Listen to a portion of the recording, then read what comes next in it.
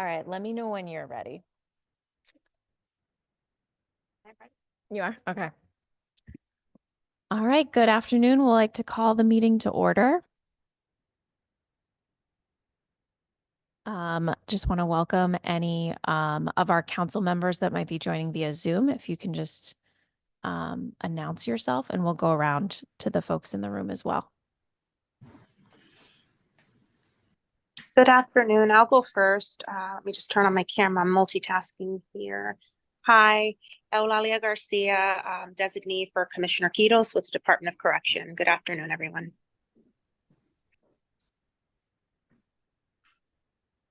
Anybody else on Zoom? I'll jump on, Megan. Karen Foley-O'Connor, CEO of the Network Against Domestic Abuse. Good afternoon. Good afternoon. And yes, please jump in. My mic working? Oh, there we go. Tammy Nuccio, State Rep. And Nancy Tyler, Survivor Representative. Welcome.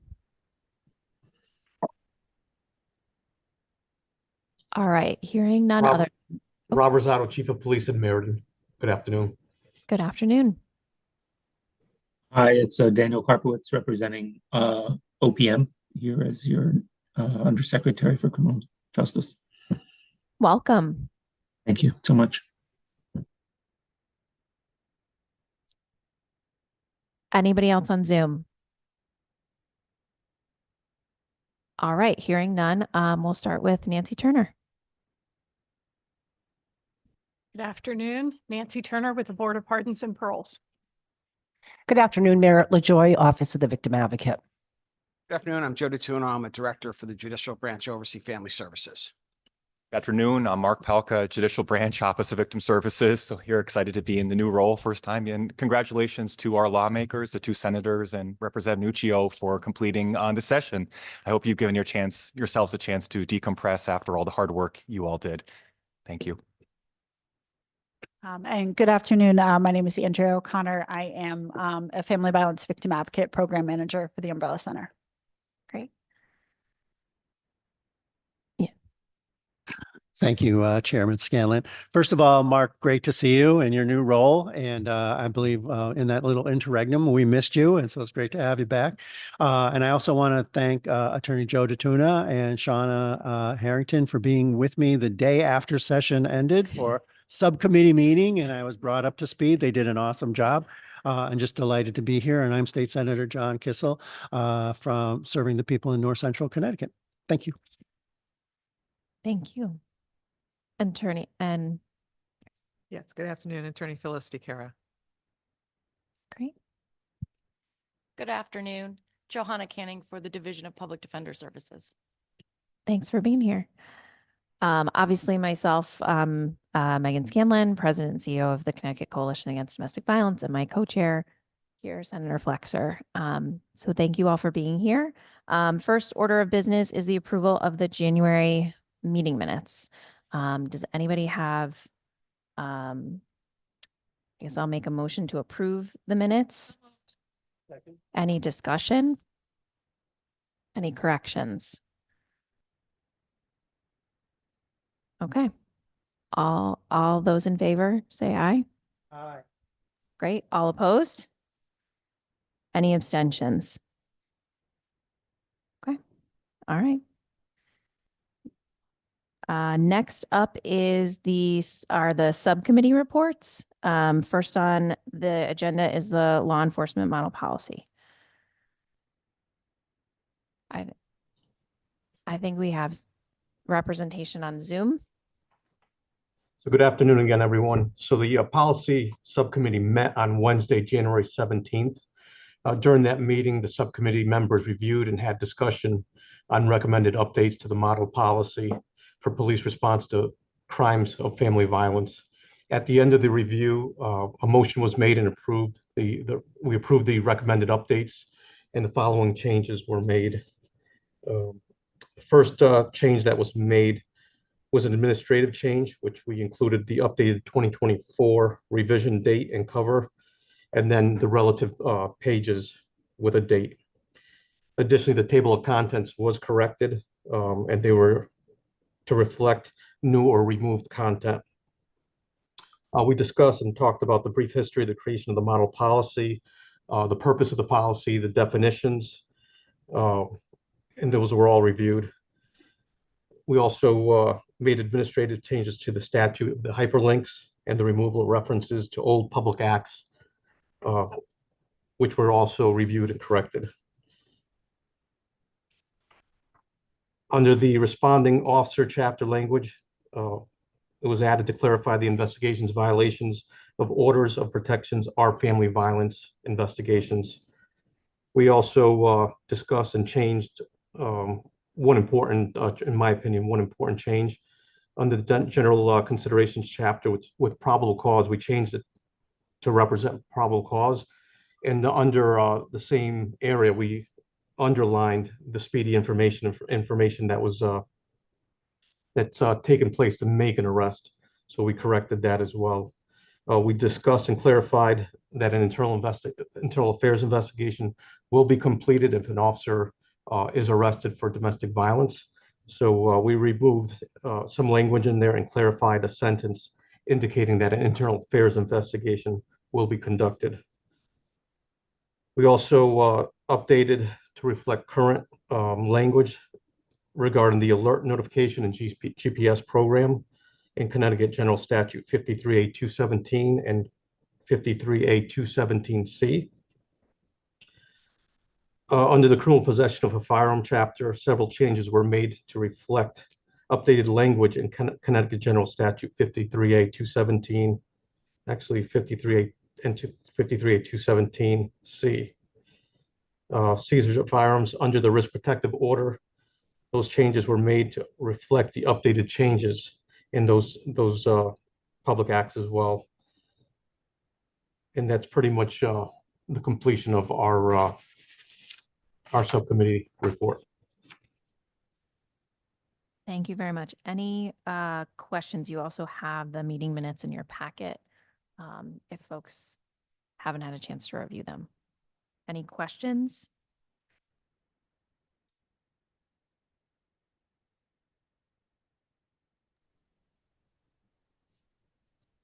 Any questions?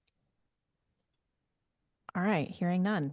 Make a motion to approve the minutes of the model policy subcommittee. I would second that.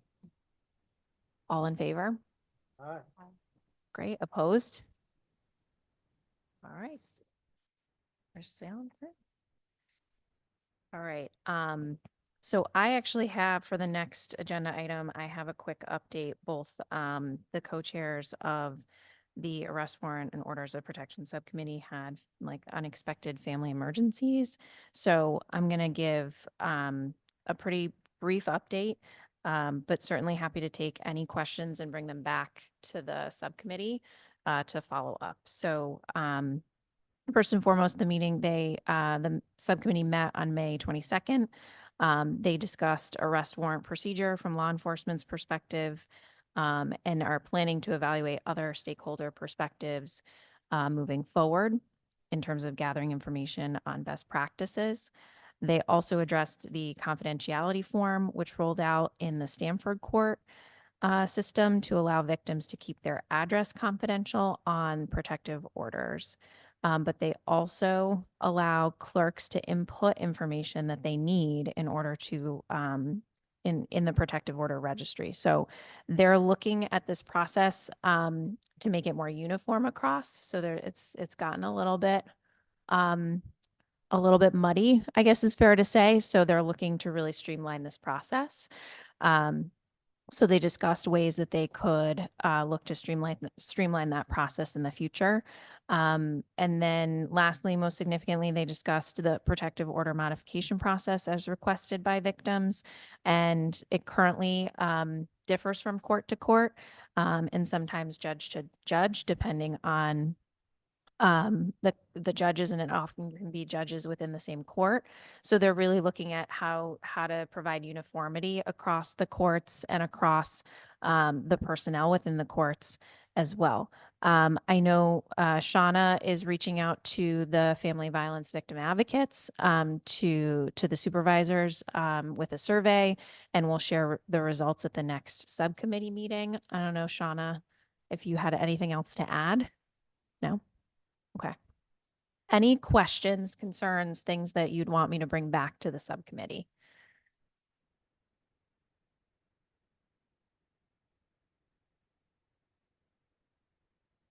Anybody on Zoom? Sure. Thank you, Madam Chair. I guess my question, based upon what you had just stated, was we're sort of like putting our toe in the water with folks that are allegedly victims not having their name or address rather open to the public. And it seems to me that that's a really important thing. And I'm just wondering if we have a time frame as to when this could be implemented uniformly across the state. It just seems weird that, you know, some people might have an added level of protection just depending on where they're geographically located. And I'm just wondering how fast we can move down that path. I don't know the answer to that question, but I will bring that back to the subcommittee. I think this came up, from my understanding, due to a specific issue within the court, and then I think it's sort of developed a bigger conversation around what other courts may or may not do. So I'll bring it back to the subcommittee and have them put together a timeline for how they might be able to implement it. We have some information, I think. Yeah, I think Gail met with myself and Natasha Pierre, the state victim advocate, and Gail had previously met with the state's attorney in the Stamford court. And so they have this agreement with this form now which actually came from Waterbury. Waterbury was utilizing it. And so now Gail's going to take that and try to meet with the 13 states attorneys again to make it uniform across the state. So I don't have a timeline, but I think that's the plan going forward. So Gail Hardy met with Judge Gold, who's our chief judge for criminal, and the deputy chief clerk for the state, and myself. And we're going to develop a judicial branch form. So there's uniformity. I think that's really what the issue is. There really isn't a vehicle or instrument to have it be consistent. I think although that one situation was complicated and complex, I think overall there is a process. It just isn't a form. And so I know Judge Gold asked to expedite that form, but it should be done fairly quickly. So we can go back and get a time frame, right? I can get a time frame. I mean, it's in Okay. the works. It's just there's steps you have to do to create a judicial branch form, but I think it's going to be expedited. Judge Gold is pretty clear about it. Okay, great. Thank you. You're welcome. Any other questions?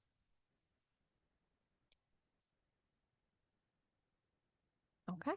Hearing none, we'll move on to the next agenda item. I will turn it over to my co-chair. Thank you, Madam Chair. The Offender Intervention Standards Subcommittee met on the 27th. We have the minutes before us, so if everyone has had the opportunity to review those, are there any questions about the minutes? Is there a motion to approve them? The chair would entertain a motion to approve the subcommittee minutes. So moved. Motion has been made and seconded, made by Chairwoman Scanlon and seconded by Attorney DeCara. Is there discussion of the minutes?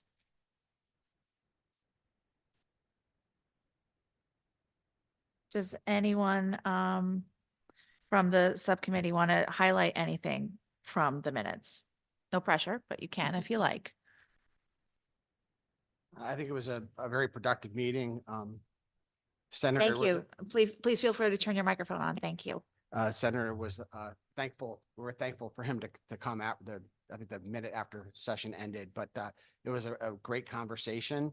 I think a very needed discussion. And I'm going to highlight a little bit of that in the PowerPoint that I'm going to present quickly. But I think that we have a fairly good pathway forward. And I think we have been stuck for a while. And I think based on our discussions, I think we do have a pathway forward. And it was a good discussion and I appreciate it. Thank you. Yeah, I did note in the minutes that there specifically is a strategic decision to look at expanding the focus of the subcommittee and the eligibility criteria for the family violence education program. So kudos to the subcommittee for getting creative and innovative on that. Thank you. Any other discussion of the minutes? All those in favor of approving the subcommittee minutes, please signify by saying aye. Aye. Opposed? Abstentions? Thank you. With that, we'll move on to the presentation that was just referenced.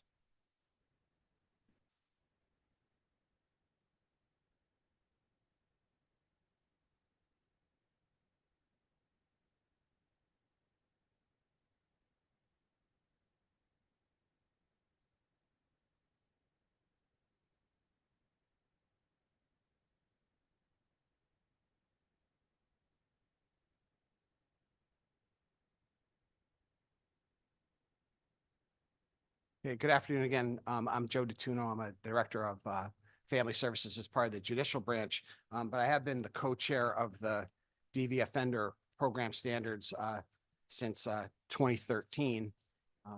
And I'm going to talk a little bit about the standards from a historical perspective, where we've come in over a decade, some of the challenges and barriers that we've faced, and what our pathway forward is going to be. Sure.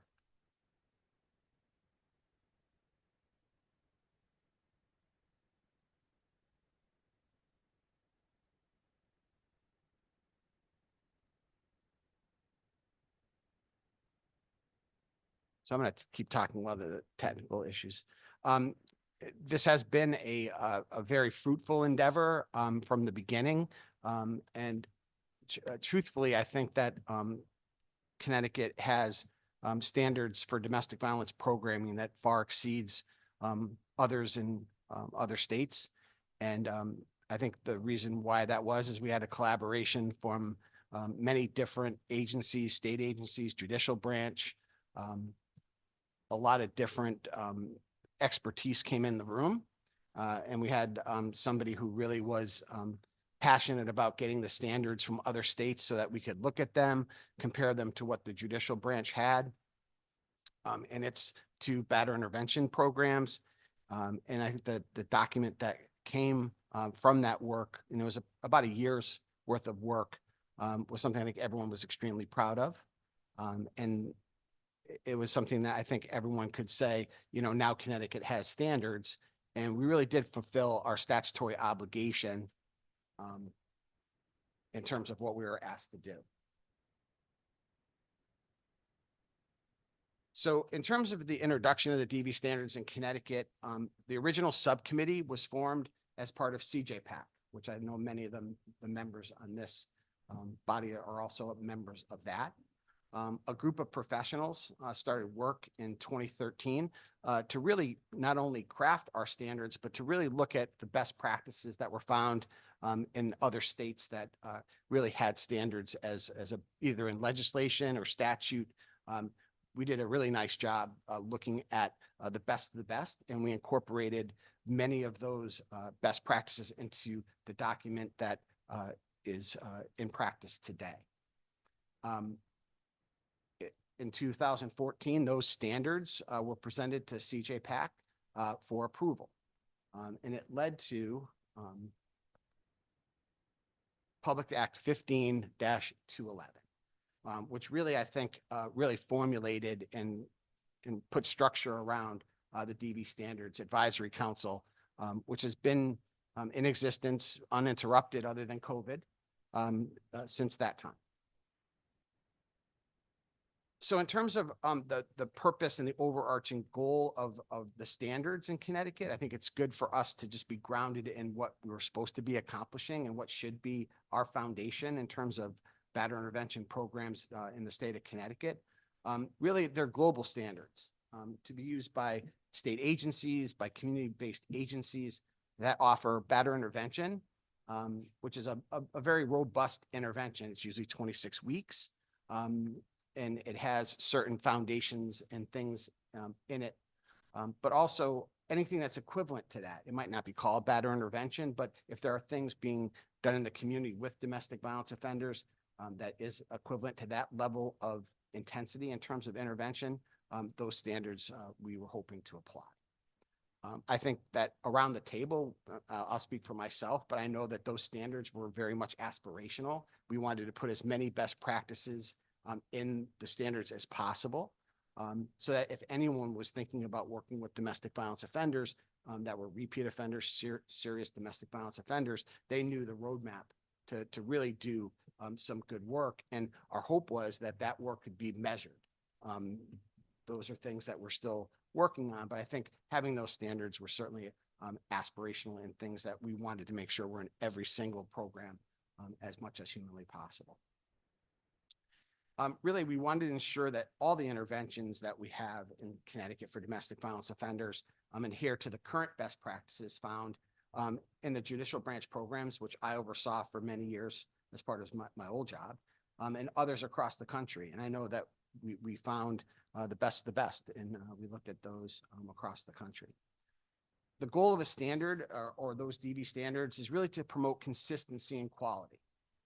I think that's really important. We want to make sure that a program that is in New Haven has the same things in it as other programs in other parts of the state. We shouldn't have batterer intervention programs having less in one area than the other, because that it just isn't fair.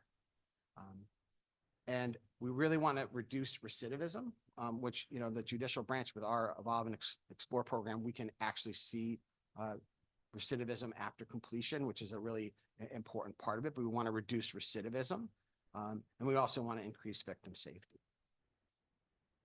Connecticut standards, I think, originally were really about the group intervention, and we really wanted to make sure that the standards were what batterer intervention programs historically were, which is a group-based model, and that is the preferred method of service delivery. But individual counseling was also included, individual therapy, but it had to be individual therapy that was robust and really mirrored what would be the same as a batterer intervention program. So the guiding principles, and I think we talked a lot about guiding principles when we wrote the standards, but I want to just go over some of the things that are part and parcel of every good domestic violence program. The first is the definition of domestic violence. I think it's really important that the definition of the type of violence we're talking about is put forth. And it's a pattern of violent or abusive behavior used by a person intended to exert power and control over another in the context of an intimate relationship. So again, you were talking about pattern of behavior. It's intended to exert coercive control, power and control over another intimate person in a relationship. The violence, which does include coercive control, takes many forms. It's not just physical violence.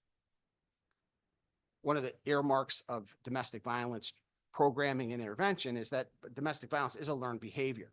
It's supported by a system of beliefs and attitudes of that offender. And it really requires a variety of approaches within that batterer intervention program, with the goal to prevent, stop, and eliminate the violence. Another, kind of gold standard for domestic violence programming is that you have to have the program hold offenders accountable, and the accountability of individual perpetrators should be the goal, especially in a group dynamic. The purpose of any programming is to educate offenders and teach skills that support nonviolent lifestyles and promote healthy relationships. There's some more principles. Our standards in Connecticut, the DV standards, are designed to address the patterns and dynamics of male to female violence, control, and abuse. It's for male offenders that have perpetrated violence against female intimate partners. Really, I think the standards are a framework for providers to develop and deliver services to people not only arrested for domestic violence, but also individuals who need services to prevent acts of domestic violence. So they're court-based situations, but they're also other types of situations where programming is offered to individuals in the community that might need those services so they do not perpetrate domestic violence. The standards are primarily for men involved in heterosexual relationships who have acted abusively toward a partner or spouse and are not meant to be generalized in whole to other offenders or types of services for family violence offenses.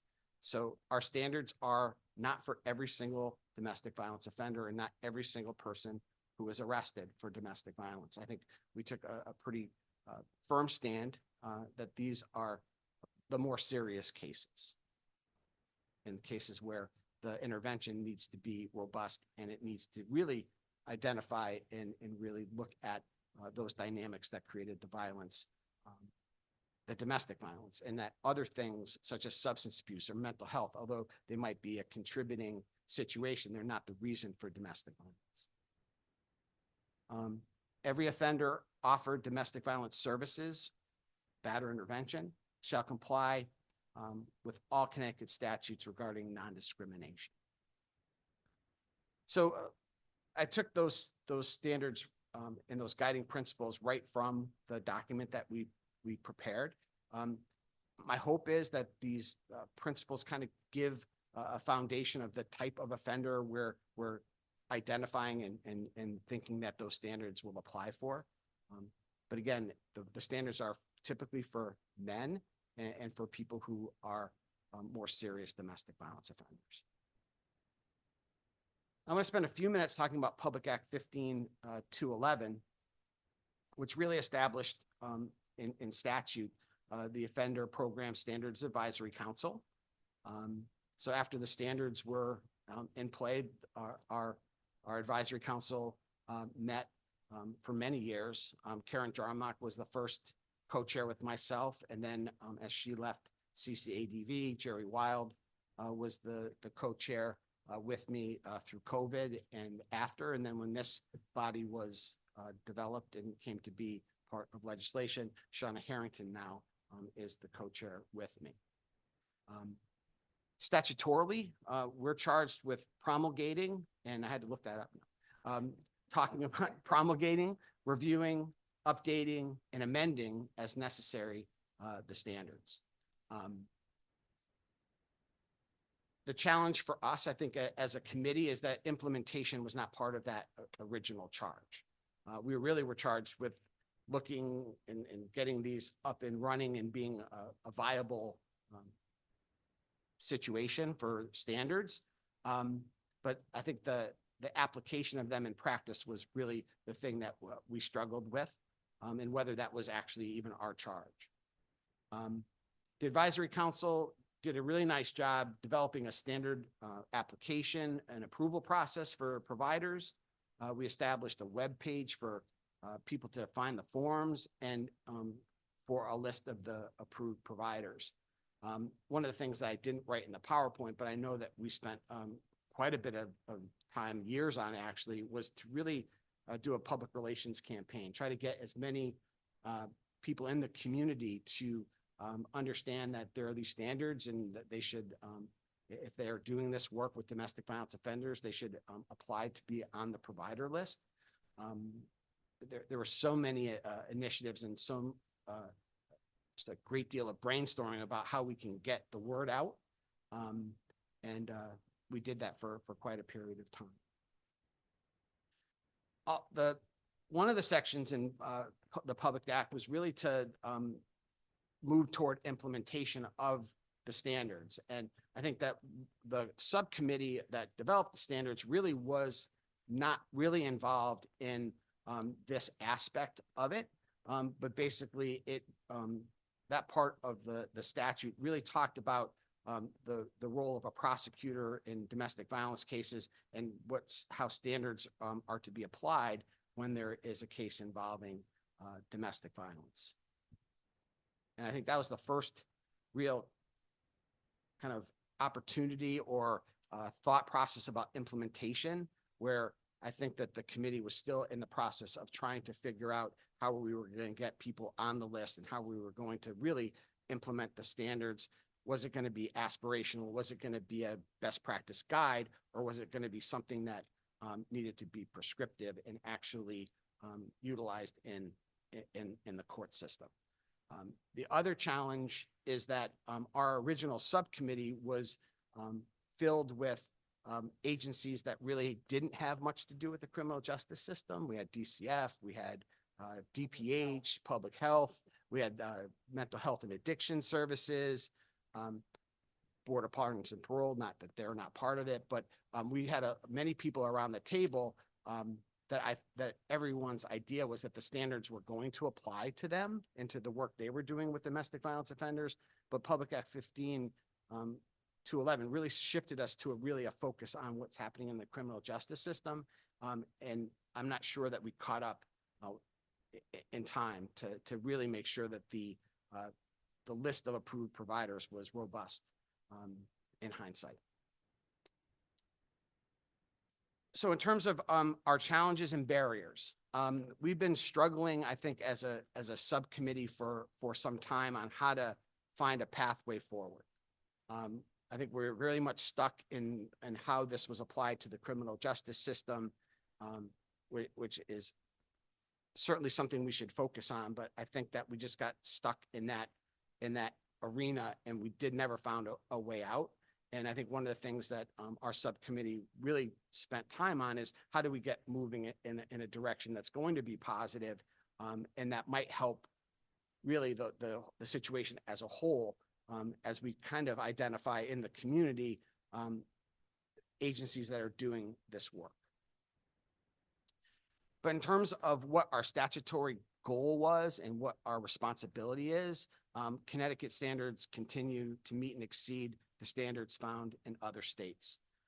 That was clear. We just did a fairly deep dive in 2022. One of my colleagues at central office with me went through every state standards and really looked at how Connecticut compares. And I think across the board, every time she came to me with a different state, we were matching them or exceeding them in pretty much every standard. One of the concerns I think that we've had since 2015 is that despite what I believed was a comprehensive outreach effort, the number of agencies or individuals applying to be on the approved list is really lacking statewide. We have 6 agencies and 11 individuals, and those individuals haven't changed very much. And we struggle with how we get people on that list.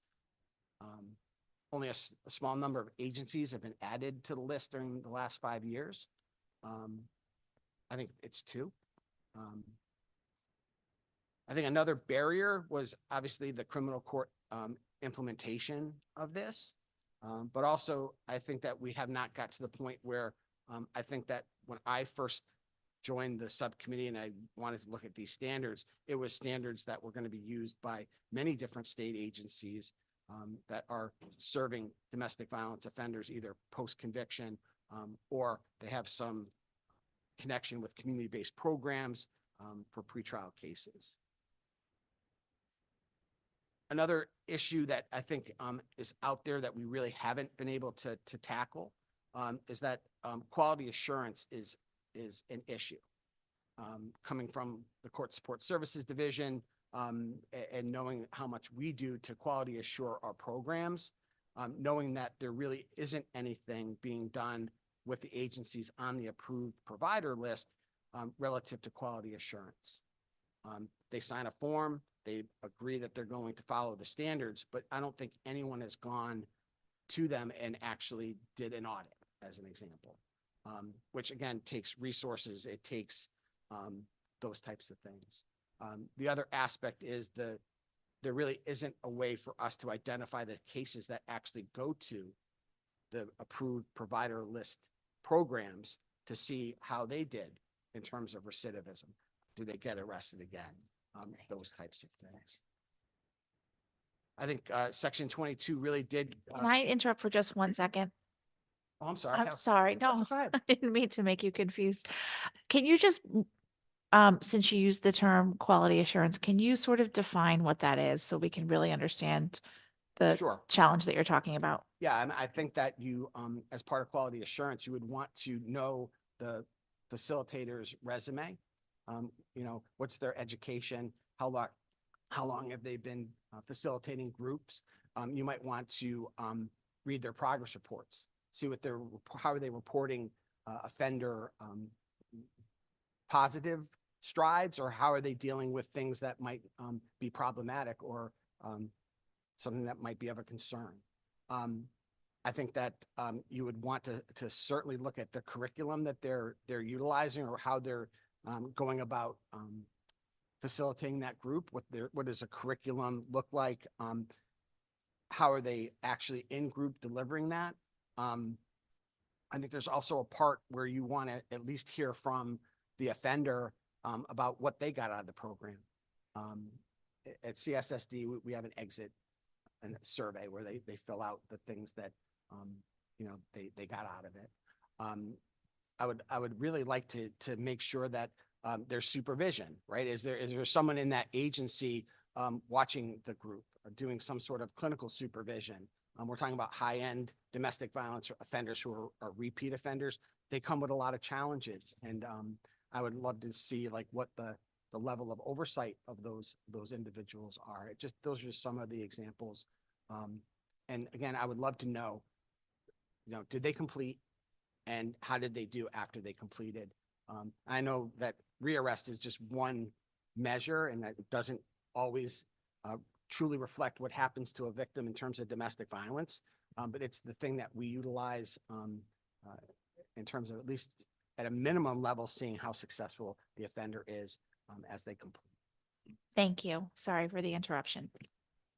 So ultimately, in 2018, we were at really a stalemate.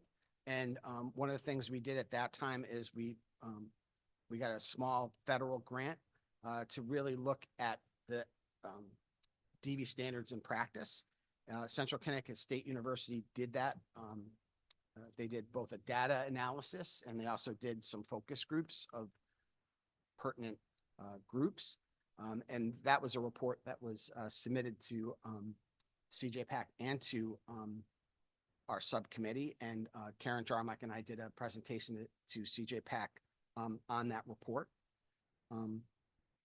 I think that the report wasn't a surprise to those that were struggling with these issues, but I think we needed to have an independent person take a look and make sure that we weren't just using anecdotal kind of thought process. It was someone that did it in a very systematic and research-oriented way.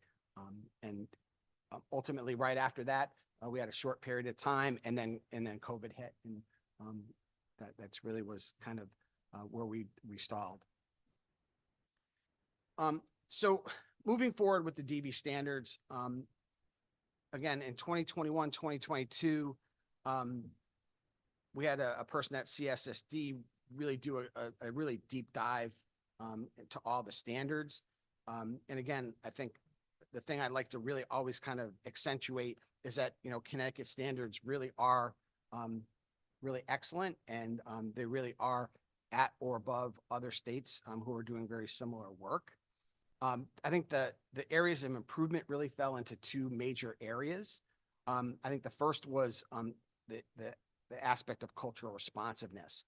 I think our standards speak to it, but I think that others in other states really do a much more detailed, kind of more prescriptive,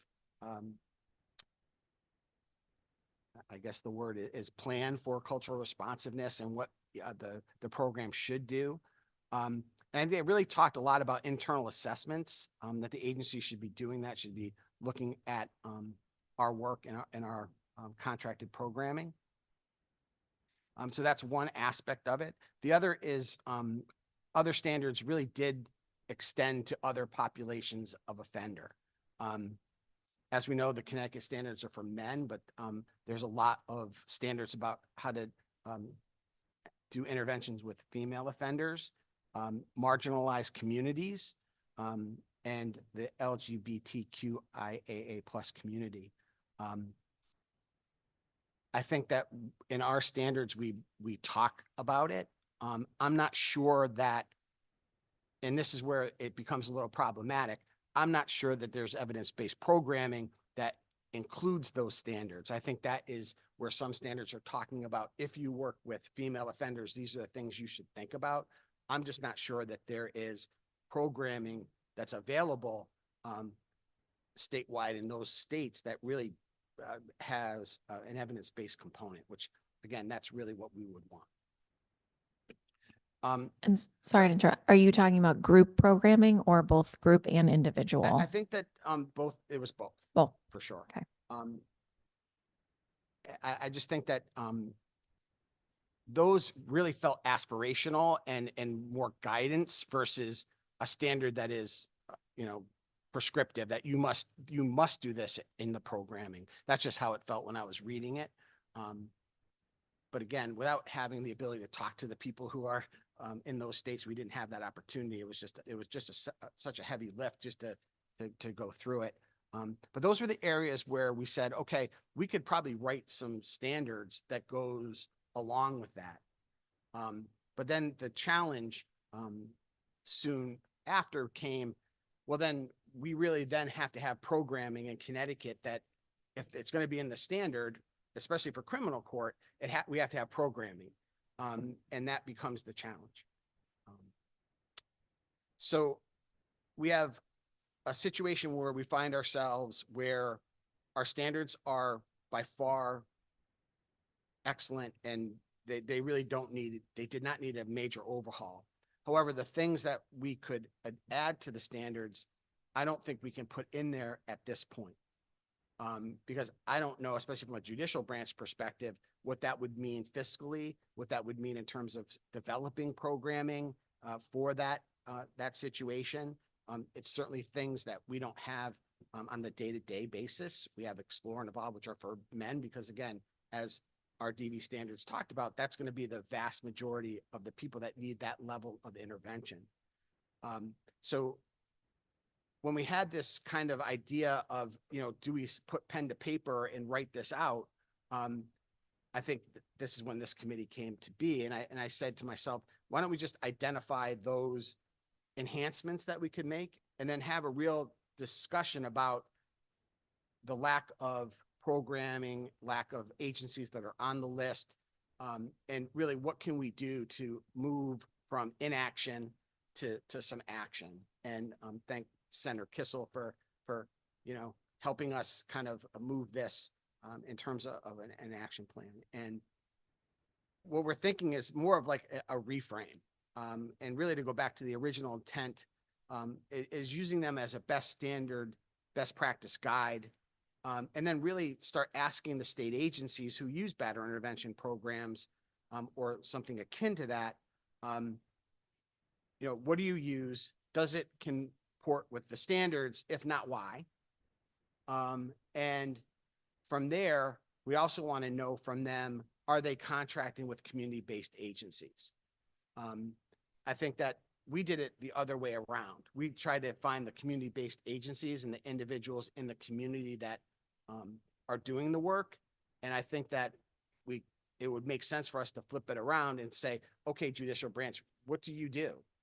I mean, I'm gonna have to answer that question. So I'm thinking about it now. Is that, do you have batterer intervention programs? Yes. And these are what they are. And yes, this is why they comport with standards.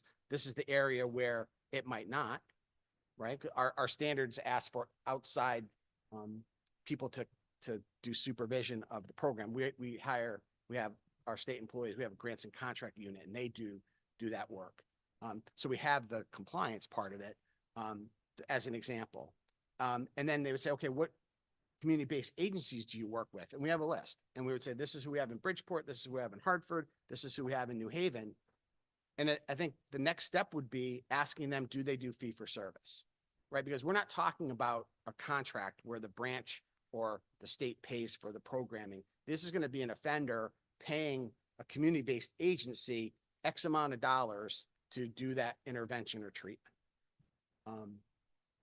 And I think that once we get that list of, yes, here's 8 places, I think then we can start really building some momentum, because then we can then actually reach out to them and have a conversation. is you need to get on the standards list. And what would be the barrier to, it will provide them with the standards? What's the barrier? So that's kind of the road we're going down, and that's the road I hope is endorsed by this body. My concern is that we're going to be searching for batter intervention programming in the community that's fee for service. I don't know if they're there. I don't know if they're robust enough for us to support what we're trying to accomplish. It's an unknown, but we can only do it by the kind of the top-down way that our subcommittee thought might be the best way to approach it. So how we're going to do this is, I think that one of the things that we would like to do is craft and distribute a survey to all key state agencies in the judicial branch. And again, some of the survey questions is, does your agency offer BIP? Does it comport with standards? Again, do you contract or otherwise send referrals to community-based providers? Then based on that outcome, additional surveys will be sent to gain an understanding of available programming across the state. There could be legislative modifications based on what we find, and there could be modifications to the approval application process. If the issue is the agencies are saying what you're presenting is too high of a standard, too high of a bar, it would cost too much money for us to do this, I'm not sure what that's going to be. But if they push back and say we're not able to do it, we might have to look at the standards and some of the things that we put in there and say, is that something that we can modify or not? So I guess the benefit of this is that a survey is not necessarily a heavy resource lift. I think everyone on the committee, we have full-time jobs.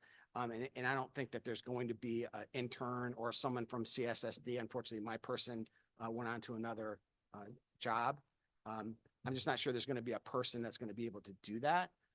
So I think that the survey is probably the way to go in terms of getting the information. We certainly know the contact people to send it to, which is a benefit. It's not going to be just a letter sent to someone that might not get it. So we have those contacts, and we have a lot of people that can help us get that survey to the right people and have a time frame in short order for them to respond. I think that way, we'll move forward with some progresses, and I think that's what we all hope as part of the subcommittee.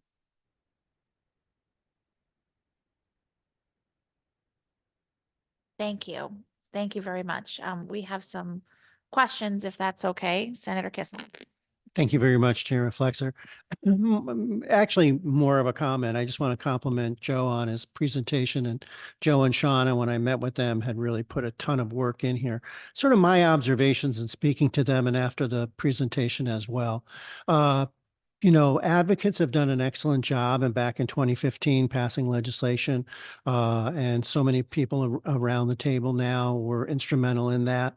And I think that it was very good to set a gold standard and a very high bar. My concern now, though, 9 years down the road, is it's not really a situation where it's one size fits all. And sometimes a program that might be more reduced in scope or more modest or even more affordable is going to be one that actually gets the job done and might be utilized more often.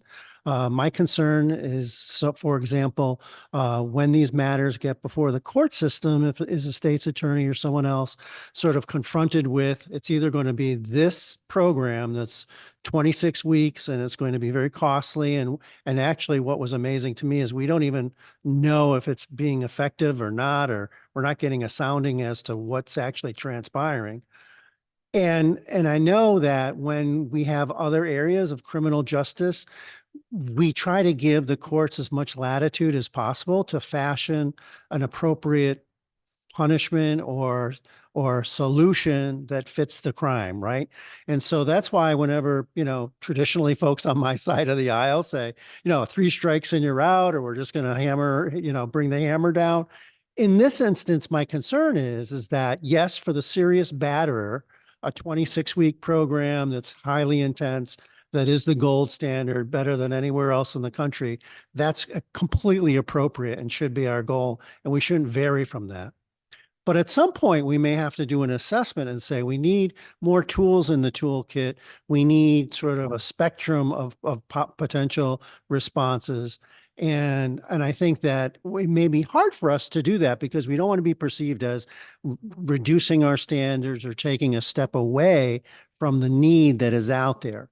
But I think that as a practical matter, one of the things that Joe points out is we don't know how effective this is as far as recidivism, or more importantly to me, is it reducing the amount of battering that's going on out there, even the threat of battering. And we have recently passed legislation where it's even psychological intimidation that can be just as dramatically threatening in a situation.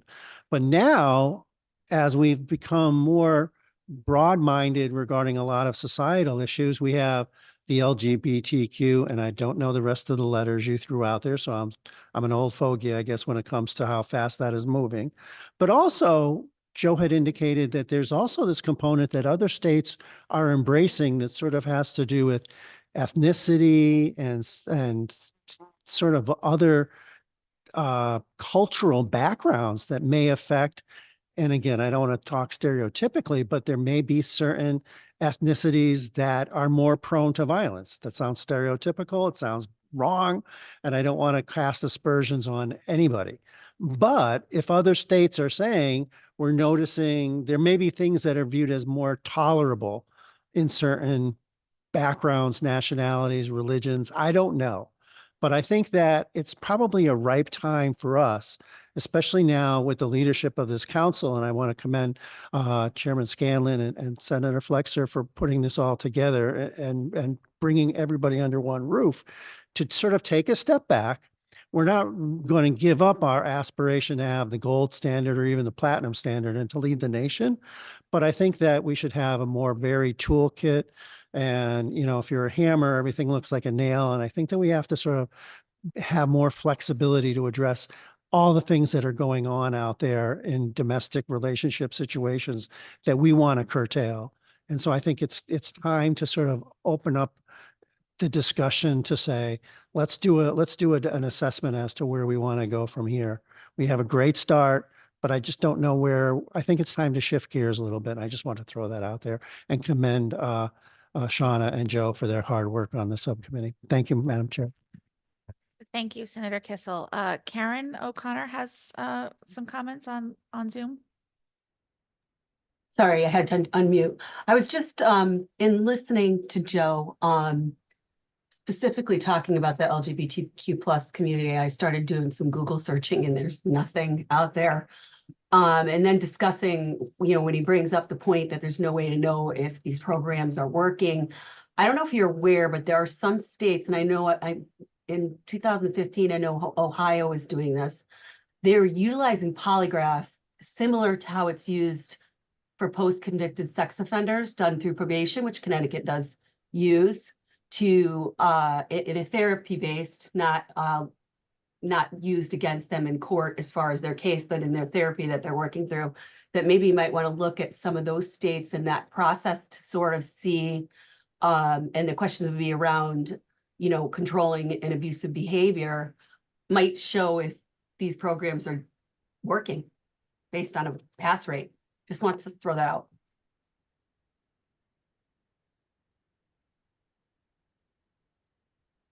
Thank you. Are there other questions or comments? Yes. Joan Scanlon. Thank you. I just had a question about on the last slide. So you have the survey that goes out to all the state agencies, which is great. And then bullet 2, so there will be like sort of next steps. Is the idea that you then take what you get back and go to the community agencies providing the work? Like what's the vision of that second step? I think that once the state and judicial branch level identifies if they're doing batter intervention, like as an example, DOC might do it internally. CSSD will do it via contract. And then we'll let, in our survey, we'll say the following agencies in the community are part of our contract network. The idea for me is it fee for service, right? Because we have a closed system, right? So someone that can't just walk into our domestic violence groups. but there might be a community-based agency that's doing this work, especially individually. I think that's kind of the more, I guess, ambiguous thing, because there's a lot of agencies that do like sort of treatment or intervention, and they're just not like, they don't have a shingle that says, you know, the Datuno agency, right? For batterer intervention. So I'm thinking that if we can get down to the community-based level and who's doing it fee for service, I think that's going to be the actual kind of the pot that we should put on that approved provider list. And then from there, we really have to figure out a strategy for the individual therapist, because there's a difference for me in terms of, I'm just an individual therapist. I get somebody that comes to my door and wants counseling, versus me saying, I'm a specialist in domestic violence. If you are an offender or if you have a problem with domestic violence, come to my door, but I'm going to have a pretty lengthy period of time that I'm going to be working with you. It's not going to be 3 sessions and you go home. This is like a longer term individual kind of counseling endeavor. And that's really where I think the standards were going when we wanted people in the individual counseling list. It was really, you know, Steve Lanza is a great example of somebody who did that work. But it is really intense. It's not just me going and talking about how bad the New England Patriots are, you know, in a therapy session. You're really dealing with, you're a violent offender. You need to stop your behavior. And this is this is the roadmap we're going to go on. And yes, I comply with the standards. So everything that we need to do is going to get done. That it doesn't happen if I get 1 or 2 people a year coming to my mental health agency per se.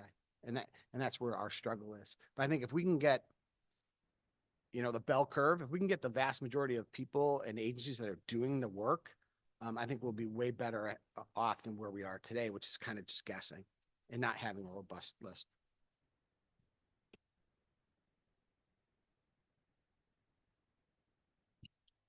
Any other comments or questions? Yes, Mark. Thank you. I really want to praise the subcommittee for its work and the director for the work that he did on developing the presentation. And I was reflecting on what Senator Kissel said regarding the intensity of programming that might be needed based on the factors present in the offender's case. A varying intensity of programming may be needed. And back to that, avoiding a one-size-fits-all, I began to wonder if the standards speak to assessing and identifying the offender's level of need, and then the ability to find that intensity of programming in the community.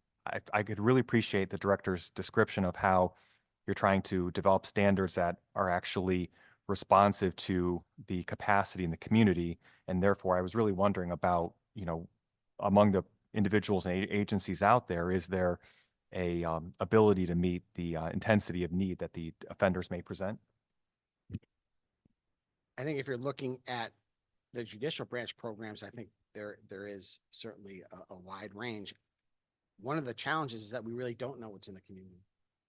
And we're not real sure if there's this great program out there. I don't think there is, frankly, but there might be a great program that might be 15 weeks. I'm throwing that out as just an example, where you're not dealing with maybe the highest end offender, but you're dealing with someone who needs a pretty rigorous intervention. For us, and help me, but my two friends here were also part of this from day one. We really were dealing with the high end, really repeat domestic violence offender. I mean, the person that really needs this level of intervention, the structure, how a domestic violence batterer intervention program should work, the elements that are vital to it for it to be successful. I think we had in our mind the offender that should have the standard and should have that programming. And I think we had, from all of the work, those programs that really were meant for that level of offending. So I'm not sure the standards necessarily are, because that really rolls into implementation versus just creating the standard, which is our statutory kind of responsibility, which is to really look at what should be going into a batterer intervention program that is consistent, so that batterer intervention program in New Haven is the same as in Bridgeport, as the same as in Hartford.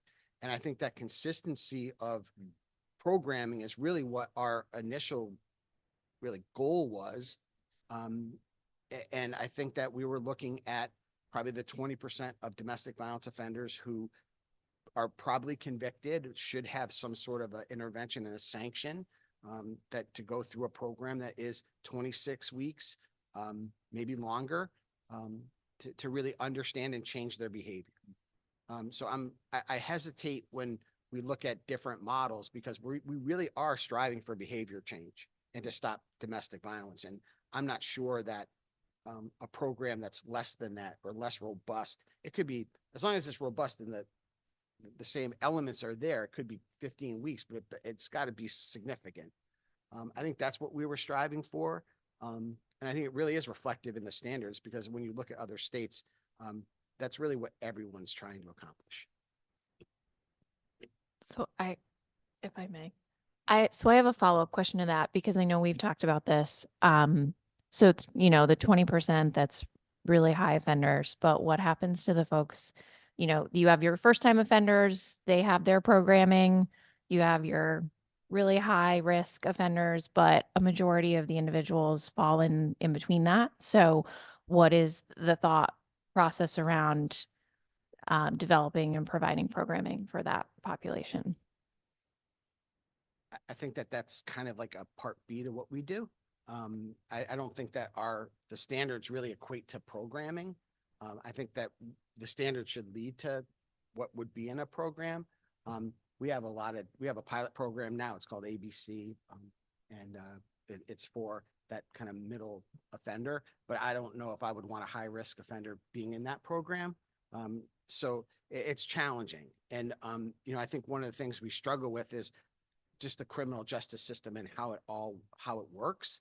And I'm not a prosecutor. I'm a psychologist. I'm not a lawyer by trade. But for us, I think that the standards was really to build best practice, and the programming is, then I put my judicial branch hat on versus the co-chair. But I think that there's another element of programming for domestic violence offenders that might be separate and distinct from standards. Those standards should be included in all those programming, all those levels of programming, but to what level and to how robust, that's the discussion.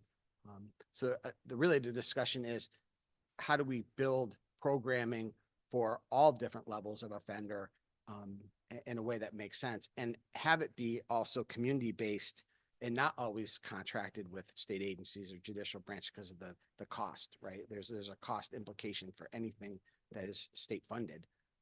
But when I'm older, I mean, I've been doing this for 31 years. And when I first started, there was a great deal of, we call it grassroots. I mean, maybe that's a wrong term, but there was a lot of community-based programming for men. They were called men's groups, but they were dealing with domestic violence.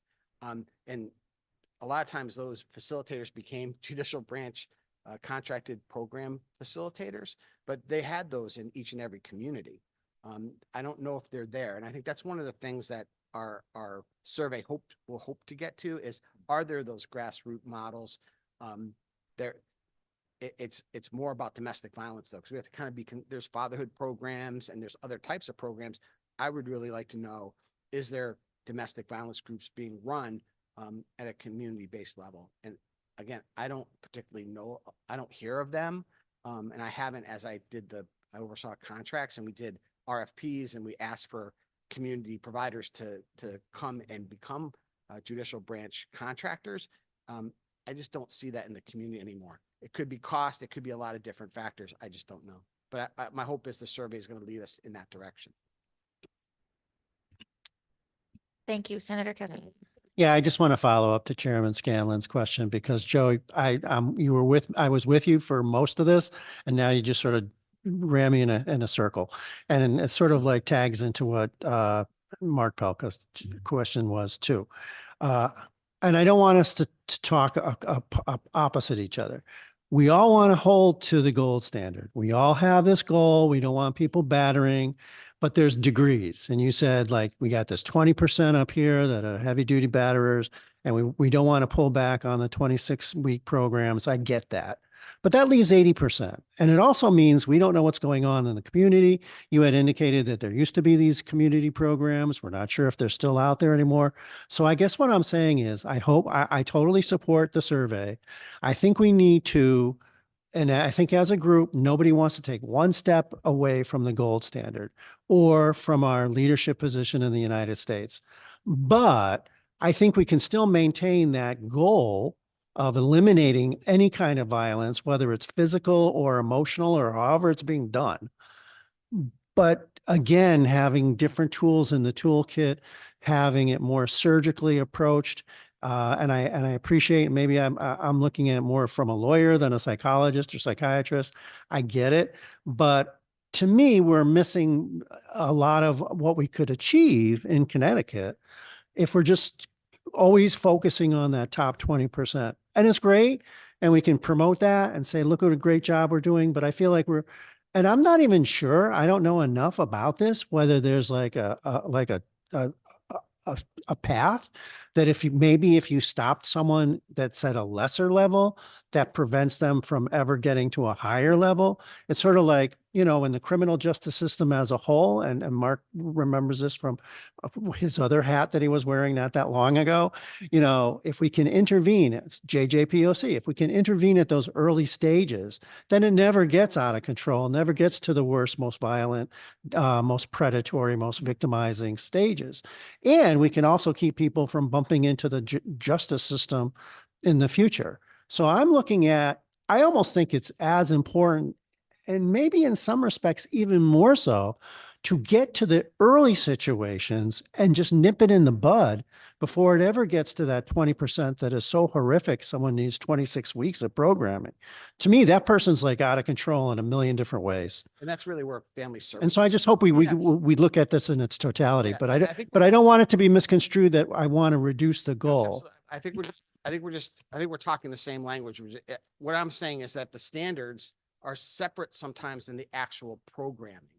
So programming, I think what you're saying is there should be programming at different levels. Yes. And so we have the standards are meant for the highest level, but those standards could be modified, like we're talking about for cultural responsiveness and for other types of populations. So we're not talking differently. I'm just saying that standards might need to be modified for programming that isn't 26-week batter intervention. It's certainly a probability that that's probably where we're going to land. But we right now are piloting a program that is for that exact population in the judicial branch. It's 15 sessions. It's in Bridgeport. It's moving to New Britain. And again, I don't want to be rude and jump up because the chairs are running the show and I'm not. But you said that you have this judicial branch program, 15 weeks. You use the term piloting. Is there like a date where it's going to come to a position where you're going to be able to report back on the results of that pilot? We just started it. It was part of the ARPA money. And we're using some ARPA funds for that. And it just started. It's about a year. We have to get people through the program to see if it's successful. So we're almost done with a full year of programming, and that's when we do our analysis of recidivism. But it's really promising. I think it's part of our AIC network, and I'm sure Mark understands that. So there's progress. It's just a question of, for me anyway, making sure that it's effective and it reduces domestic violence recidivism. So yeah, we looked all across the country. We found a model that fits between the Family Violence Education Program, which is just education, the first offender program, and it fits between that and an Explore, which is the 26-week. We're really excited about it. I think it really does. It's for people who have done the Family Violence Education Program, but their charge is not significant, so that they can do this program without the promise of a NOLI or some positive disposition. The promise of, I'm not sure what the outcome is going to be after they finish the program, but unlike the Family Violence Education Program, by statute, the person gets a dismissal. This is, you're not working with family services. You've already had your family violence ed program, but we know there's a need for a secondary program for a certain segment of the domestic violence offender population. So we're moving in that direction. And I'm hopeful and I'm really excited about it. Then it just becomes a question of how do we get it statewide as quickly as possible? Thank you. Other questions or comments? I'm pausing for a long period of time in case there's anyone on Zoom who has a question or a comment. Hearing none, thank you again for your presentation, and thanks to all the members of the subcommittee for their work on this. And obviously, based on the commentary today, I think we all look forward to seeing the work of the subcommittee move forward and what comes out of that. With that, would you like me to turn it back over to you, Madam Chair? Or I can keep going. You can keep going. All right, I'll keep Yeah. going. All right. So I think we just discussed the focus of the subcommittee and the work they're going to do over the coming weeks and months. And so is there any other business to come before the council? I have one thing. Yes. So I don't know if all of you know, but Dan Cargill's last meeting is today. Yeah, so he has been with CCADV for about 8 years. Has done an amazing job. Obviously, has been an incredible asset and advocate for victims, for bridging the communications and training gaps between advocates and law enforcement. So I just wanted to say thank you for everything that you've done and that I'm sure you'll continue to do. But you've really left CCADV in a very strong position when it comes to law enforcement advocacy, and it will be hard to replace you, but we wish you very well with your family and all the new endeavors that you have going on.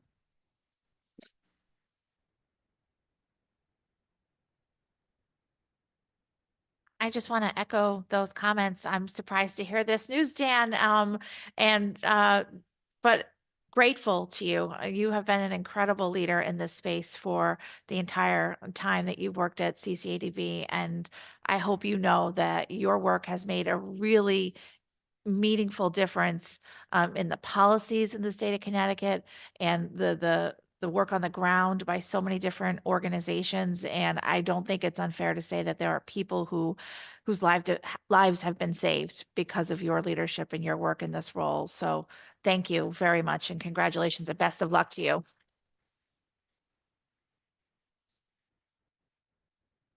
Okay, with that, I believe our next meeting will be likely on June 26th. Yes. As the calendar says, I may be unable to attend due to a medical issue, but our next meeting is June 26th at 12:30. Yes, and we'll actually have a presentation. Darren Mitchell is coming from the National Council of Juvenile and Family Court Judges to do a presentation on orders of protection and firearms monitoring. So so that just so folks know, if you can be in person, great. If you can join via Zoom, we'll have the virtual capability as well for that presentation. Okay, any other things to come before us this afternoon? Well, thank you all for your work in the subcommittees and the presentations today. And thank you for being here this afternoon. And hopefully we'll see most folks next month. I will entertain a motion to adjourn. Second. Motion has